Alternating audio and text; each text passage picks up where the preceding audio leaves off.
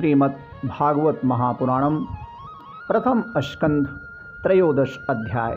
विदुर जी के उपदेश से धृतराष्ट्र और गांधारी का वन में जाना। सूत जी कहते हैं, विदुरः तीर्थयात्रायां मैत्रेयादात्मनो गतिं ज्ञात्वा धास्तिनापुरं तयावाप्त विविचितः। विदुर जी तीर्थयात्रा में महर्षि मैत्रेय से आत्म का ज्ञान प्राप्त करके हस्तिनापुर लौट आए। उन्हें जो कुछ जानने की इच्छा थी वह पूर्ण हो गई थी। यावत् कृतवान् प्रश्नान् छात्तः कौशारवग्रतः जातेक भक्तिर्गोविंदे तेभ्यश्चोपररामः। विदुर जी ने मैत्रेय ऋषि से जितने प्रश्न किए थे उनका उत्तर सुनने के पहले ही श्री कृष्ण में अनन्य भक्ति हो जाने के कारण वे उत्तर सुनने से उपराम हो गए थे। तम बंधुम आगतम दृष्ट्वा धर्मपुत्र सहानुजः धृतराष्ट्रो युयुत्सुश्च श्रुतः शारद्वतः पृथा। शौनक जी अपने चाचा विदुर जी को आया देख धर्मराज युधिष्ठिर, उनके चारों भाई धृतराष्ट्र, युयुत्सु, संजय, कृपाचार्य, कुंती, गांधारी, द्रौपदी, सुभद्रा, उत्तरा, कृपि तथा पांडव परिवार के अन्य सभी नर नारी और अपने पुत्रों सहित दूसरी स्त्रियां सब के सब बड़ी प्रसन्नता से मानो मृत शरीर में प्राण आ गया हो ऐसा अनुभव करते हुए उनकी अगवानी के लिए सामने गए। यथा योग्य आलिंगन और प्रणामादि के द्वारा सब उनसे मिले और विरह जनित उत्कंठा से कातर होकर सब ने प्रेम के आंसू बहाए। युधिष्ठिर ने आसन पर बैठकर उनका यथोचित सत्कार किया। तम भुक्तवन्तं विश्रांतं आसीनं सुखमासने प्रश्राय आवनतो राजा प्राह तेषां च शृण्वताम्। जब वे भोजन एवं विश्राम करके सुखपूर्वक आसन पर बैठे थे तब युधिष्ठिर ने विनय से झुककर सबके सामने ही उनसे पूछा। युधिष्ठिर ने कहा, चाचा जी जैसे पक्षी अपने अंडों को पंखों की छाया के नीचे रखकर उन्हें सेते और बढ़ाते हैं, वैसे ही आपने अत्यंत वात्सल्य से अपने कर कमलों की छत्र छाया में हम लोगों को पाला पोसा है। बार बार आपने हमें और हमारी माता को विषदान और लच्छागृह के दाह आदि विपत्तियों से बचाया है। क्या आप कभी हम लोगों को भी याद करते रहे हैं? आपने पृथ्वी पर विचरण करते समय किस वृत्ति से जीवन निर्वाह किया? आपने पृथ्वी तल पर किन किन तीर्थों और मुख्य क्षेत्रों का सेवन किया? प्रभो, आप जैसे भगवान के प्यारे भक्त स्वयं ही तीर्थ स्वरूप होते हैं। आप लोग अपने हृदय में विराजमान भगवान के द्वारा तीर्थों को भी महातीर्थ बनाते हुए विचरण करते हैं। भवद्विधा भागवतस्तीर्थभूता स्वयं विभो तीर्थ कुर्वन्ति तीर्थानि स्वान्तस्तेन गदावृता। चाचा जी अपि न सुहृदस्तातः बान्धवः कृष्णदेवता दृष्टा श्रुता वा यदवः स्वपुर्यां सुखमाशते। चाचा जी आप तीर्थ यात्रा करते हुए द्वारका का भी अवश्य ही गए होंगे। वहाँ हमारे सुहृद एवं भाई बंधु यादव लोग जिनके एकमात्र आराध्य देव श्री कृष्ण हैं अपनी नगरी में सुख से तो है ना? आपने यदि जाकर देखा नहीं होगा तो सुना तो अवश्य ही होगा।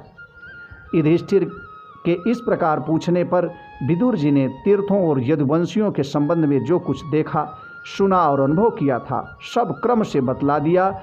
केवल यदुवंश के विनाश की बात नहीं कही। करुणा हृदय विदुर जी पांडवों को दुखी नहीं देख सकते थे, इसलिए उन्होंने यह अप्रिय और असहाय घटना पांडवों को नहीं सुनाई, क्योंकि वह तो स्वयं ही प्रकट होने वाली थी। पांडव विदुर जी का देवता के समान सेवा सत्कार करते थे। वे कुछ दिनों तक अपने बड़े भाई धृतराष्ट्र की कल्याण कामना से सब लोगों को प्रसन्न करते हुए सुखपूर्वक हस्तिनापुर में ही रहे। विदुर जी तो साक्षात धर्मराज थे। मांडव्य ऋषि के शाप से ये 100 वर्ष के लिए शूद्र बन गए थे। इनके कथा का वर्णन इस प्रकार से आता है। एक समय किसी राजा के अनुचर ने कुछ चोरों को मांडव्य ऋषि के आश्रम पर पकड़ा। उन्होंने समझा कि ऋषि भी चोरों में शामिल होंगे, अतः वे भी पकड़ लिए गए और राजाज्ञा से सबके साथ उनको भी सूली पर चढ़ा दिया गया। राजा को यह पता लगते ही कि ये महात्मा हैं, ऋषि को सूली से उतरवा दिया और हाथ जोड़कर उनसे अपना अपराध क्षमा कराया। मांडव्य जी ने यमराज के पास जाकर पूछा, मुझे किस पाप के फलस्वरूप यह दंड मिला? यमराज ने बताया कि आपने लड़कपन में एक टिट्टी की कुश को नोक से छेद दिया था, इसीलिए ऐसा हुआ है। इस पर मुनि ने कहा, मैंने अज्ञानवश ऐसा किया होगा। उस छोटे से अपराध के लिए तुमने मुझे बड़ा कठोर दंड दिया, इसलिए तुम 100 वर्ष तक शूद्र योनि में रहोगे। मांडव्य जी के इस शाप से ही यमराज ने विदुर के रूप में अवतार लिया था। इतने दिनों तक यमराज के पद पर अर्यमा थे और वहीं पापियों को उचित दंड देते थे। राज्य प्राप्त हो जाने पर अपने लोकपालों सरीखे भाइयों के साथ राजा युधिष्ठिर वंशधर परीक्षित को देखकर अपनी अतुल संपत्ति से आनंदित रहने लगे। पांडव गृहस्थ के काम धंधों में रम गए और उन्हीं के पीछे एक प्रकार से यह बात भूल गए कि अनजान में ही हमारा जीवन मृत्यु की ओर जा रहा है। अब देखते देखते उनके सामने वह समय आ पहुंचा जिसे कोई टाल नहीं सकता था। विदुर जी ने काल की गति जानकर अपने बड़े भाई धृतराष्ट्र से कहा, महाराज देखिए, अब बड़ा भयंकर समय आ गया है, झटपट यहाँ से निकल चलिए।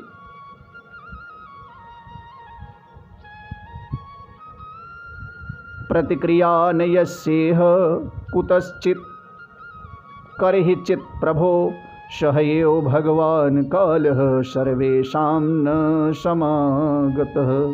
हम सब लोगों के सिर पर वह सर्व समर्थ काल मंडराने लगा है, जिसके टालने का कहीं भी कोई उपाय नहीं है। एन चैव अभिपन्नोऽयं प्राणे प्रियतमेरपि जनः सद्यो वियुज्येत किम उतान्यैर्धनाधिभिः। काल के वशीभूत होकर जीव का अपने प्रियतम प्राणों से भी बात की बात में वियोग हो जाता है, फिर धन जन आदि दूसरी वस्तुओं की तो बात ही क्या है। आपके चाचा ताऊ भाई सगे संबंधी और पुत्र सभी मारे गए। आपकी उम्र भी ढल चुकी, शरीर बुढ़ापे का शिकार हो गया है।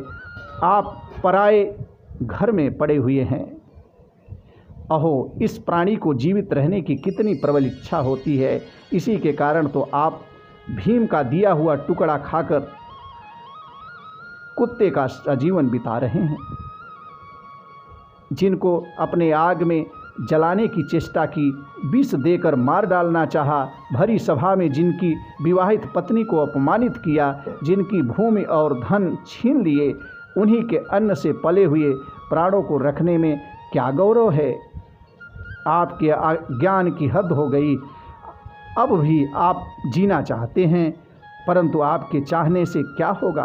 पुराने वस्त्र की तरह बुढ़ापे से गला हुआ आपका शरीर आपके न होने पर भी छीण हुआ जा रहा है।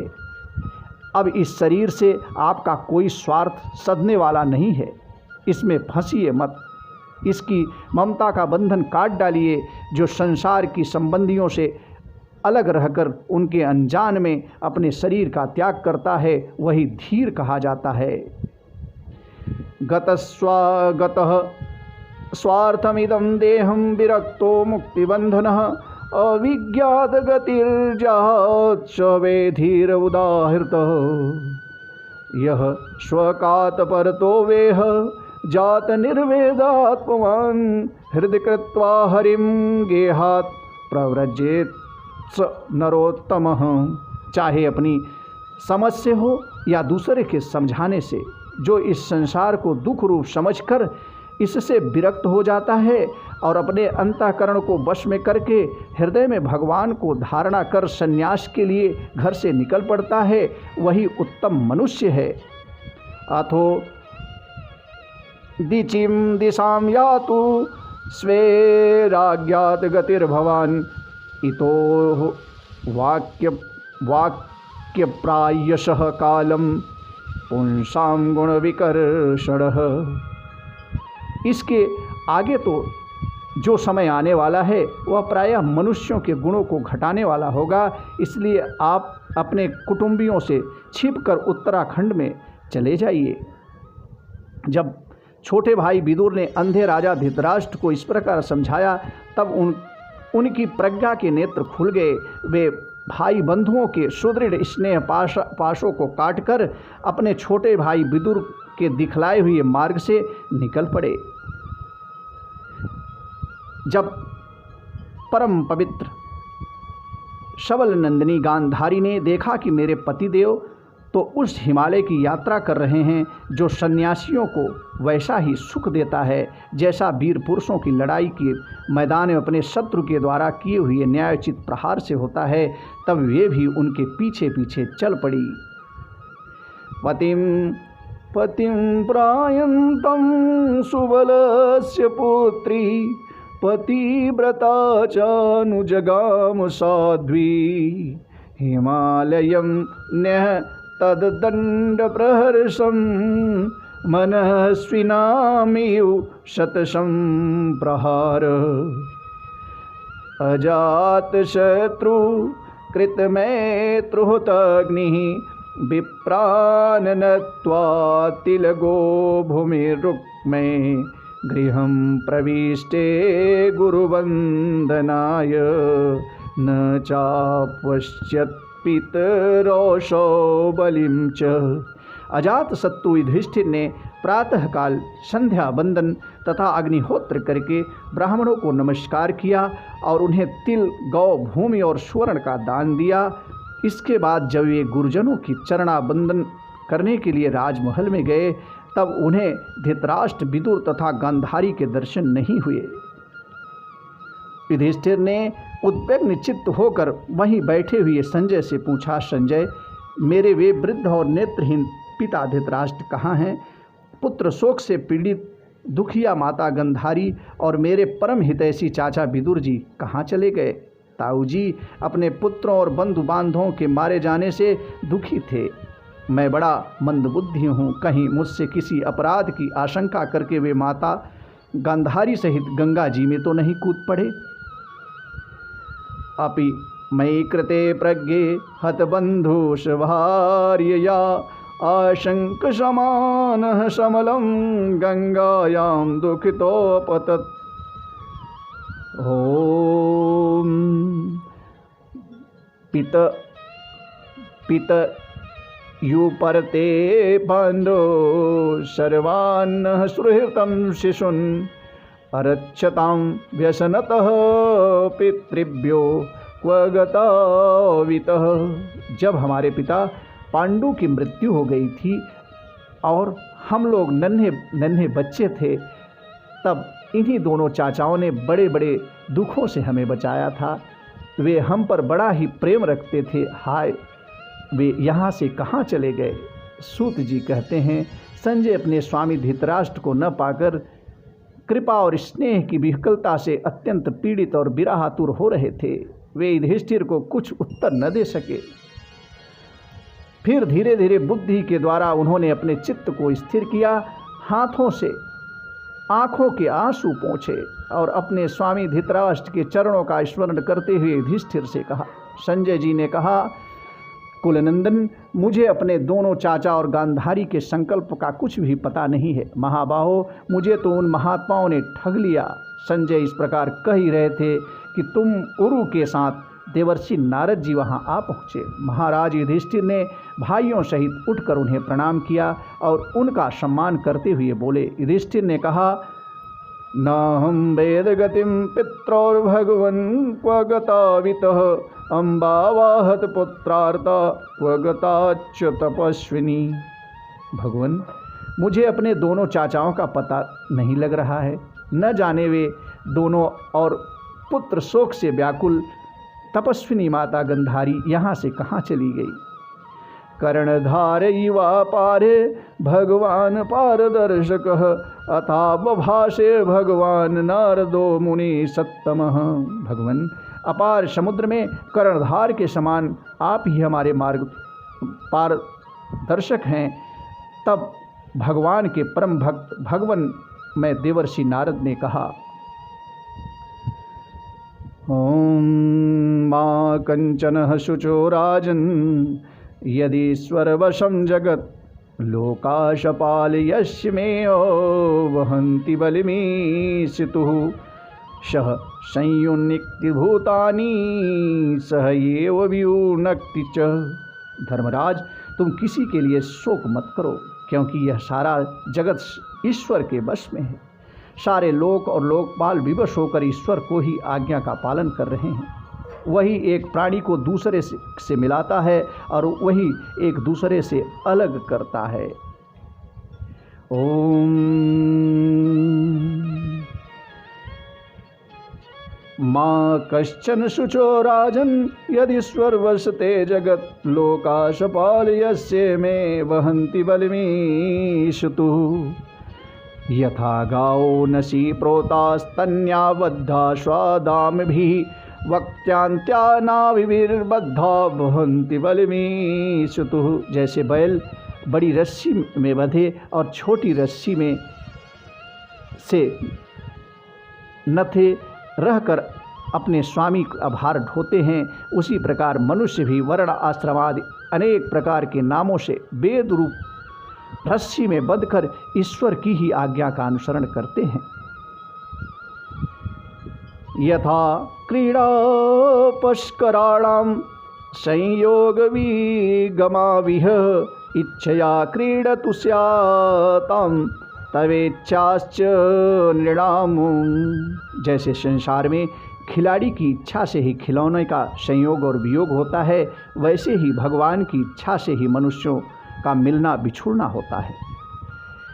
यन्मन्यसे ध्रुवं लोकं ध्रुवं वा न चोभयं सर्वथा नहि शोच्यास्ते स्नेहादन्यत्र मोहजात। तुम लोगों को जीव रूप से नित्य मानो या देह रूप से अनित्य अथवा जड़ रूप से अनित्य और चेतन रूप से नित्य अथवा शुद्ध ब्रह्म रूप में नित्य अनित्य कुछ भी न मानो। किसी भी अवस्था में मोहजन्य आसक्ति के अतिरिक्त वे शोक करने योग्य नहीं हैं। तस्मात् जह्यांगम वैकलव्यम अज्ञानकृतम् आत्मनः कथं त्वनाथा कृपणा वरेस्ते च मां विना। इसलिए धर्मराज, वे दीन दुखी चाचा चाची असहाय अवस्था में मेरे बिना कैसे रहेंगे। इस अज्ञान जन्य मन की विकलता को छोड़ दो।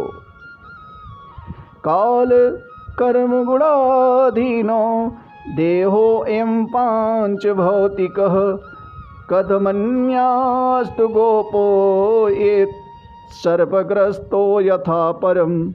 यह 5 भौतिक शरीर काल, कर्म और गुणों के वश में है।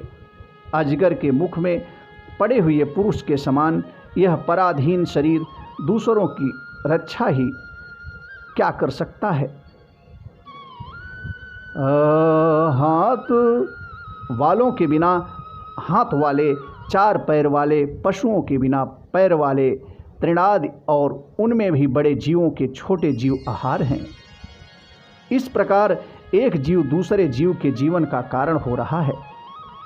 अहस्तानि सहस्तानां पादानि चतुष्पदां फल्गुनी तत्र महतां जीवो जीवस्य जीवनम्। तदिदं भगवान् राजेनेकम् आत्मा आत्मानां स्वदृक् अंतरो अनंतरो भाति पश्यं तम माययोरुधा। इन समस्त रूपों में जीवों के बाहर और भीतर वही एक स्वयं प्रकाश भगवान जो संपूर्ण आत्माओं के आत्मा हैं, माया के द्वारा अनेकों प्रकार से प्रकट हो रहे हैं, तुम केवल उन्हीं को देखो। महाराज, समस्त प्राणियों को जीवन दान देने वाले वे ही भगवान इस समय इस पृथ्वी तल पर देवद्रोहियों का नाश करने के लिए काल रूप से अवतीर्ण हुए हैं। अब वे देवताओं का कार्य पूरा कर चुके हैं, थोड़ा सा काम और शेष है, उसी के लिए वे रुके हुए हैं। जब तक वे प्रभु यहाँ हैं तब तक तुम लोग भी उनकी प्रतीक्षा करते रहो। धृतराष्ट्रः सहभ्राता गांधार्यं च स्वभार्यया दक्षिणेन हिमवतः ऋषीणाम आश्रमः गतः। धर्मराज, हिमालय के दक्षिण भाग में जहाँ सप्तर्षियों को प्रसन्नता के लिए गंगा जी ने अलग अलग 7 धाराओं के रूप में अपने को 7 भागों में विभक्त कर दिया है, जिसे सप्त स्रोत कहते हैं, वही ऋषियों के आश्रम पर धृतराष्ट्र अपनी पत्नी गांधारी और विदुर के साथ गए हुए हैं। स्रोत्रोभिः सप्तभिर्या वे स्वधुनी सप्तधा व्यधात् सप्तानां प्रीतये नाना सप्तस्रोतः प्रचक्षते। अस्नानत्वानुशवनं तस्मिन् हुत्वा चाग्नि यथाविधिः अभक्षः उपाशान्त आत्मा सहस्ते विगते षडः। वहाँ वे त्रिकाल संध्या और विधिपूर्वक अग्निहोत्र करते हैं। उनके चित्त में किसी प्रकार की कामना नहीं है, वे केवल जल पीकर शांत चित्त से निवास करते हैं। जीतो जीताशनो जितश्वासः प्रत्याहृत्स खड़ी इंद्रियः हरिभावोन्नया ध्वस्तरज सत्वतमोमलः। आसन जीतकर प्राणों को वश में करके उन्होंने अपने 6 इंद्रियों को विषयों से लौटा लिया है। भगवान की धारणा से उनके तमोगुण, रजोगुण और सत्वगुण के मल नष्ट हो चुके हैं। विज्ञानात्मनि संयोज्य क्षेत्रज्ञे प्रविलाप्यतम ब्राह्मण्यात्मान्माधारे घटांबरम युव अंबरे। उन्होंने अहंकार को बुद्धि के साथ जोड़कर और उसे क्षेत्रज्ञ आत्मा में लीन करके उसे भी महाकाश में घटाकाश के समान सर्वाधिष्ठान ब्रह्मा में एक कर दिया है। उन्होंने अपनी समस्त इंद्रियों और मन को रोककर समस्त विषयों को बाहर से ही लौटा दिया है और माया के गुणों से होने वाले परिणामों को सर्वथा मिटा दिया है। समस्त कर्मों का संन्यास करके वे इस समय ठूठ की तरह स्थिर होकर बैठे हुए हैं। अतः तुम उनके मार्ग में विघ्न रूप मत बनना। देवर्षि नारद त्रिकालदर्शी हैं। वे धृतराष्ट्र के भविष्य जीवन को वर्तमान की भांति प्रत्यक्ष देखते हुए उसी रूप में वर्णन कर रहे हैं।